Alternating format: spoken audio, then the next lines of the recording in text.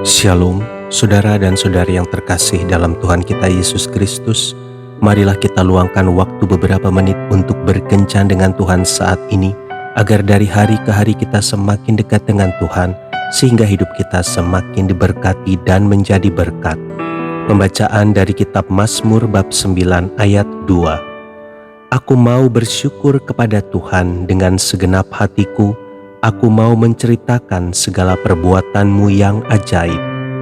Demikianlah sabda Tuhan, syukur kepada Allah. Saudara dan saudari yang terkasih dalam Tuhan kita Yesus Kristus, tidak semua orang mampu mensyukuri apa yang mereka miliki. Betapa sering kita bersungut-sungut dan mempersalahkan Tuhan ketika doa-doa kita belum dikabulkan, atau ketika kita tidak menerima sesuatu yang kita minta. Bagaimanapun keadaannya, Tuhan mengingatkan kita untuk mengucap syukur senantiasa di dalam segala perkara, karena itulah yang dikehendaki Tuhan.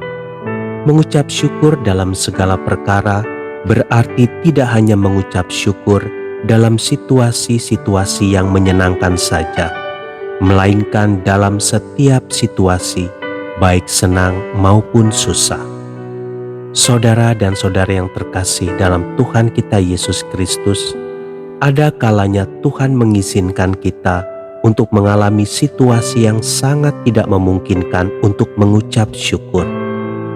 Ada sebuah kalimat yang mengatakan, jika engkau tidak memiliki apa yang engkau inginkan, mengucap syukurlah untuk sesuatu yang tidak engkau inginkan, namun engkau memilikinya. Lihatlah betapa banyak pemberian di dalam hidup kita yang mungkin tidak pernah kita minta atau inginkan, tetapi Tuhan mengaruniakannya. Kalau kita selalu membandingkan diri dengan orang lain, maka kita tidak akan sanggup bersyukur bahkan untuk perkara-perkara besar sekalipun. Saudara dan saudari yang terkasih dalam Tuhan kita Yesus Kristus, hari ini bagaimanapun keadaan kita, kuatkanlah hati kita untuk mengucap syukur kepada Tuhan dan percayalah kepadanya dengan segenap hati. Kita mengucap syukur bukan agar hati Tuhan senang, lalu Ia memberkati dan memberikan jalan keluar bagi kita, tetapi karena sudah sepatutnya kita bersyukur karena Ia setia dan baik. Untuk membawa kita pada rencana agungnya, mungkin saja Allah memakai cara-cara yang tidak kita inginkan. Ketika kita menilai itu dari sudut pandang kita yang penuh keterbatasan, kita akan bersungut-sungut dan tidak bersyukur. Tetapi cobalah memandang segala sesuatunya dari sudut pandang Allah, maka kita akan dimampukan untuk mengucap syukur dalam segala perkara. Tuhan Yesus memberkati.